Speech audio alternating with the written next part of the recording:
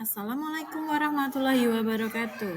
Perkenalkan, nama saya Intan Kusumastuti dari SD Wirokerten akan memaparkan topik 1 kurikulum merdeka tentang aksi nyata topik 1 kurikulum merdeka. Baik, kali ini kita membahas tentang 3 topik. Yang pertama, kurikulum merdeka itu apa?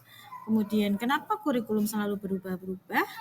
Dan adaptasi kurikulum yang ada di sekolah. Nah, kita lanjut.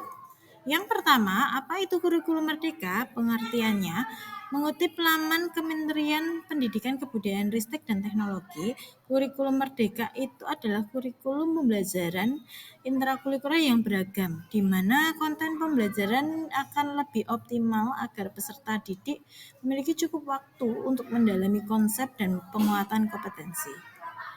Tujuannya untuk apa?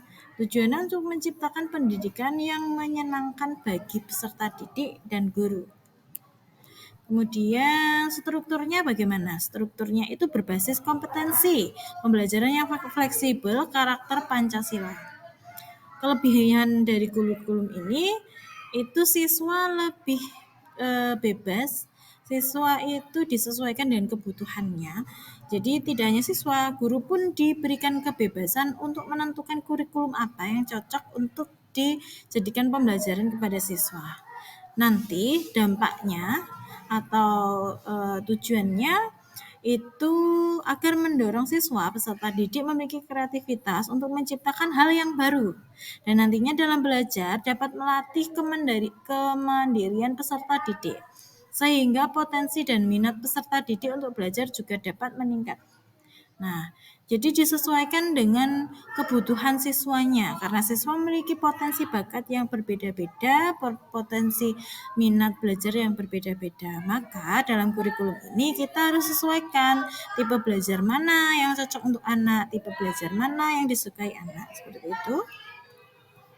Nah, kemudian mengapa sih kurikulum itu selalu berubah-ubah? Ya, karena kita harus tahu perkembangan zaman itu sangat pesat, teknologi sangat bagus, iptek juga semakin maju. Nah, di masa sekarang ini ilmu pengetahuan teknologi itu berkembang sangat cepat sekali. Pasti kalau siswa dengan pembelajaran yang monoton, yang biasa-biasa saja akan bosan. Maka dari itu, kita harus pintar-pintar mencari celah atau membuat pembelajaran yang menyenangkan. Jadi, pembelajaran akan bosan itu kalau tidak ada perubahan. Kalau hanya diberikan tugas saja, itu pasti bosan. Maka dari itu, kenapa kurikulum selalu berubah-ubah? Karena ingin menyesuaikan kebutuhan siswa. Menyesuaikan kebutuhan siswa.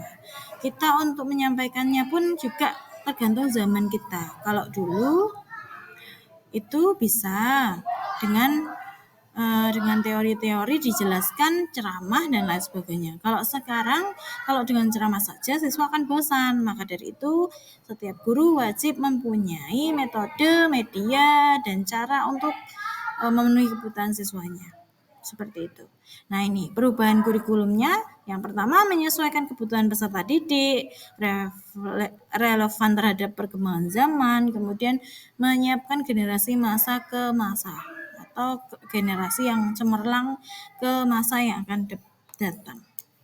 Nah, adaptasi kurikulum merdeka itu apa ya? Nah, kurikulum yang sesuai dengan zamannya dan terus berkembang, atau diadaptasi sesuai dengan konteks dan karakter peserta didik demi membangun kompetensi yang sesuai dengan kebutuhan mereka kini dan masa depannya.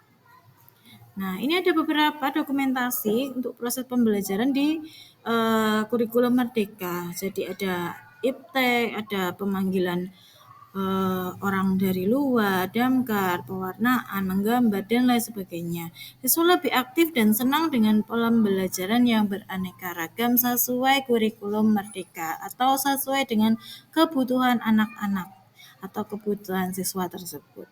Sekian penyampaian saya. Jika ada yang perlu disampaikan, silakan berikan komentar positif dan silakan diberi saran. Nah, terima kasih. Wassalamualaikum warahmatullahi wabarakatuh.